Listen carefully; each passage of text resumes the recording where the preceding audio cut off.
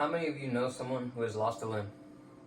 Well, there are four main types of limb loss that raise the necessity for prosthetics: transradial, transfemoral, transtibial, and transhumeral. It is important to be able to differentiate between the four because, according to the Amputee Coalition, there are nearly 2 million people in the United States alone living with limb loss. Now, that may seem small compared to the 328 million in the people in the United States, but it equates to the entire population of the country Latvia. By the end of this speech, you will not only have learned the past, present, and future of prosthetics, but you will understand how they are made to help disabled citizens. It took a while to get where we are now in the field of prosthetics. So first, let's take a look back on how we got here. The father of prosthetics, Ambroise Paré, was a French royal surgeon who earned his position by practicing medicine in the battlefield. While healing wounded soldiers, he came across an issue. Soldiers were taking their own lives rather than living with a missing limb. To combat this issue, Paré would have to innovate. Using the mechanics found in toys, pulleys, and clocks, Paré would create the first models of prosthetics. Materials included wood, iron, copper, leather, and fabrics. But this time period came with its limits, as these forms of prosthetics could only perform simple movements. For example, an army captain in France was given a hand prosthetic that allowed him to grip his horse reins again. Such a simple task changed his life and allowed him to regain his honor, helping him lead soldiers into battle. People were often ostracized for prosthesis, which continues to the modern day.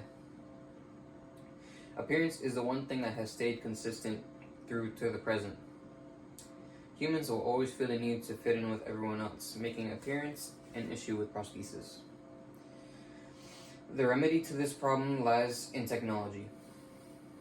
3D printing fixes appearance and allows for different size nubs to be fitted properly. As people continue to grow and change, so do their nubs. This is most common in children. Which brings me to price. The price tag that comes with needing prosthetics is hefty.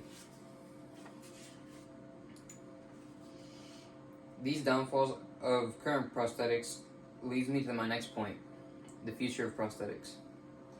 New technology is letting amputees experience feeling again.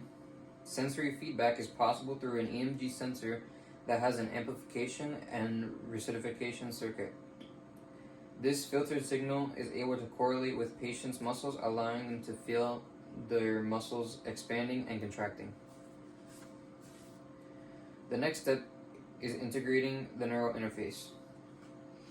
This is a link between the mind and the physical world through an external device, allowing sensory feedback to not only fire to the muscles, but to the brain as well.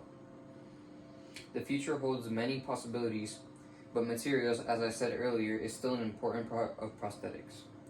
Engineers choose these materials to be as close to human skin as possible.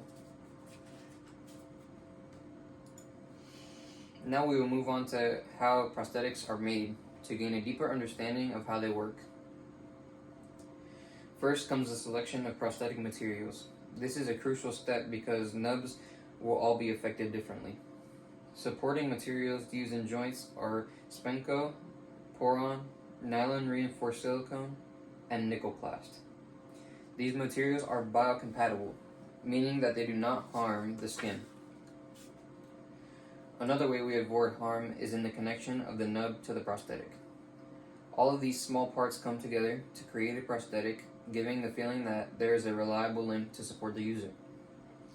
Prosthetics must also be able to withstand the impact of outside forces, but with the proper materials, this is no issue.